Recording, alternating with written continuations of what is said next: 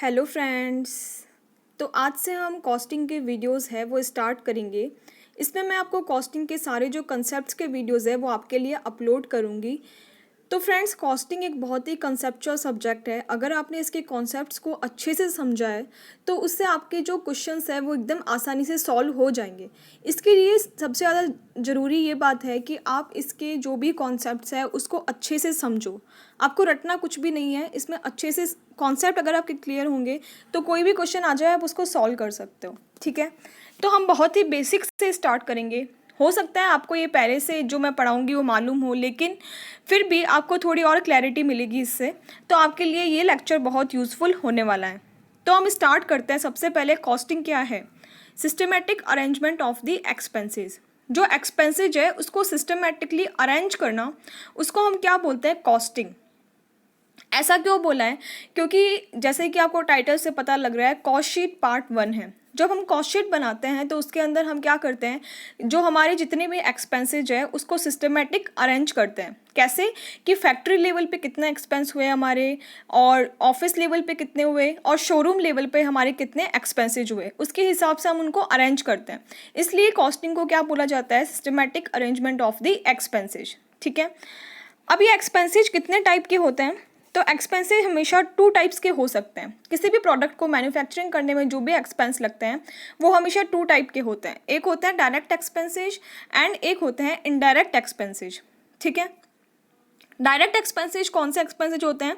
जो किसी प्रोडक्ट के अंदर डायरेक्टली यूज़ होते हैं, जिसमें मटेरियल आता है, लेबर आता है और अदर एक्सपेंसेज आते हैं। ठीक है, जो डायरेक्टली यूज़ होते हैं, मतलब हम देख सकते हैं डायरेक्टली उसको किसी प्रोडक्ट में लगते हुए, तो उसको हम क्या बोलते हैं? Direct expenses. ठीक है, प्लस साथ में ही जो डायरेक्ट एक्सपेंसेज है वो एक सिग्निफिकेंट वैल्यू के होने चाहिए। मतलब अगर हम पर यूनिट उसकी वैल्यू निकालें तो वो सिग्निफिकेंट वैल्यू होनी चाहिए उसकी। अगर उसकी वैल्यू सिग्निफिकेंट नहीं है तो उस केस में हम उसको भी इनडायरेक्ट एक्सपेंस की तरह ट्रीट करते हैं। ठीक है, मैं आपको एक एग्जांपल देती हूँ, उससे आपको अच्छे से चीज़ें समझ में आ जाएगी। जैसे कि हम कोई शर्ट मैन्युफैक्चर कर रहे हैं तो उसमें जो भी क्लोथ लग रहा है वो क्या है? Direct expenses. ठीक है, डायरेक्ट मटेरियल है वो, क्योंकि हम उस शर्ट में डायरेक्टली लग रहा है उसको देख सकते हैं डायरेक्टली लगते हुए, एंड वो एक सिग्निफिकेंट वैल्यू भी रखता है, तो उसको हम क्या बोलेंगे? Direct material. ठीक है, अब जो शर्ट को मैन्युफैक्चर करने के लिए जो भी लेबर हमारी फैक्ट्री में काम कर रही है उसको हम क्या बोलेंगे? Direct labour. ठीक है, एंड अदर एक्सपेंसेज में क्या आ जाएंगे? जैसे कि शर्ट पे कोई प्रिंटिंग की, ठीक है, तो वो प्रिंटिंग मटेरियल तो नहीं है, तो उसको हम क्या बोलेंगे? Direct expenses. ठीक है, इस तरीके से जो डायरेक्ट एक्सपेंसेज है वो किसी प्रोडक्ट के अंदर लगने वाले ऐसे एक्सपेंसेज है जिसको हम डायरेक्टली देख सकते हैं, और जो पर यूनिट अगर हम उसकी पर यूनिट वैल्यू निकालें तो उसकी एक सिग्निफिकेंट वैल्यू आती है। ठीक है, जैसे कि जो शर्ट मैन्युफैक्चरिंग है उसमें थ्रेड भी लगता है। ठीक है, एंड थ्रेड को हम डायरेक्टली देख सकते हैं, लेकिन उसकी पर यूनिट वैल्यू सिग्निफिकेंट नहीं होती है, इसलिए हम उसको इनडायरेक्ट एक्सपेंस की तरह ट्रीट करेंगे। ठीक है, तो यहाँ पर 2 कंडीशन सेटिस्फाइड होना जरूरी है। फर्स्ट तो ये कि उसमें डायरेक्टली यूज़ हो रहा है वो मटीरियल, लेबर या एक्सपेंसेज, एंड सेकेंड क्या हो गया कि उसकी सिग्निफिकेंट वैल्यू भी होनी चाहिए, तभी उसको हम डायरेक्ट एक्सपेंस की तरह ट्रीट करते हैं। ठीक है, अब बात आती है इनडायरेक्ट एक्सपेंसेज की। इनडायरेक्ट एक्सपेंसेज ऐसे एक्सपेंसेज होते हैं जो किसी प्रोडक्ट को मैन्युफैक्चर करने में इनडायरेक्टली यूज़ होते हैं। फॉर एग्जाम्पल, इनडायरेक्ट मटेरियल के अंदर क्या आ जाएगा? उस शर्ट को मैन्युफैक्चर जो मशीनें कर रही है उसके अंदर ऑयल, ग्रीस, इन सब की रिक्वायरमेंट भी होती है, तो वो क्या हो गई? Indirect material. ठीक है, इनडायरेक्ट लेबर क्या हो गई? मान लो कि जो भी वहाँ पर लेबर काम कर रहे हैं फैक्ट्री में, उसका सुपरविज़न करने के लिए कोई सुपरवाइज़र को अपॉइंट किया, तो वो क्या हो गया? Indirect labour. जो हमारी ह्यूमन रिसोर्सेज है उनको जो भी पेमेंट करते हैं, जो भी ह्यूमन एफर्ट्स लग रहे हैं उनको पेमेंट करते हैं, उसको हम लेबर बोलते हैं। और डायरेक्ट लेबर तो वो हो जाएगी जो डायरेक्टली प्रोडक्शन में इंक्लूड है, एंड इनडायरेक्ट लेबर क्या हो जाएगी? उसके अलावा जो भी लेबर होगी, जैसे मैंने बताया सुपरवाइज़र हो गया, अकाउंटेंट हो गया, या फिर कोई हमने सिक्योरिटी गार्ड अपॉइंट किया तो वो हो गया। तो ये जो लेबर होगी हम उसको क्या बोलेंगे? Indirect labour. ठीक है, अब बात करते हैं इनडायरेक्ट एक्सपेंसेज की। इनडायरेक्ट एक्सपेंसेज बहुत टाइप के हो सकते हैं, जैसे कि फैक्ट्री रेंट हो गया, या फिर इलेक्ट्रिसिटी हो गया। इलेक्ट्रिसिटी बिल जो आएगा वो सब क्या हो गया? Indirect expenses. ठीक है, क्योंकि हमें मैन्युफैक्चरिंग करनी है तो हमें फैक्ट्री का रेंट भी पे करना पड़ेगा, और हमें जो हमारी बिजली का बिल आएगा वो भी पेमेंट करना पड़ेगा, तो ये सब क्या हो गए? Indirect expenses.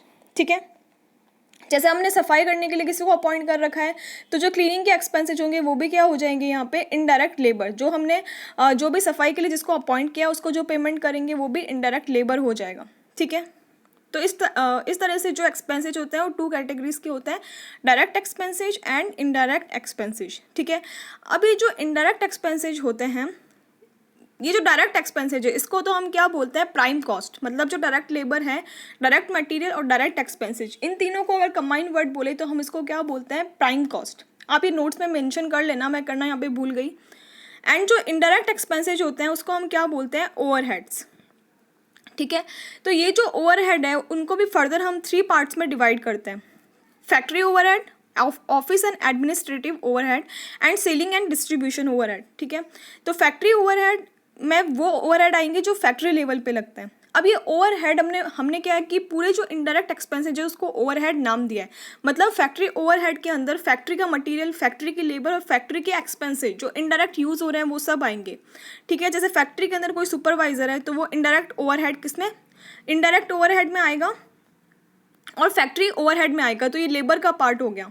मेरे कहने का मतलब ये है कि factory overhead, office and administrative overhead and selling and distribution, इसमें मटेरियल भी आएगा इनडायरेक्ट, इनडायरेक्ट लेबर भी आएगा, इनडायरेक्ट एक्सपेंसेज भी आएंगे। ठीक है, तो इसके साथ ही हमारा आज का लेक्चर कंप्लीट होता है। बाकी का जो कॉस्ट शीट है वो बनती कैसे हैं वो हम अगले पार्ट में अगले पार्ट में डिस्कस करेंगे। आई होप आपको आज का जो ये मैंने आपको एक्सप्लेन किया वो समझ में आया होगा। अगर आपको मेरा लेक्चर अच्छा लगा तो मुझे कमेंट करके ज़रूर बताना एंड मेरे चैनल को लाइक, शेयर एंड सब्सक्राइब ज़रूर करना। तो मिलते हैं नेक्स्ट लेक्चर में। Thank you.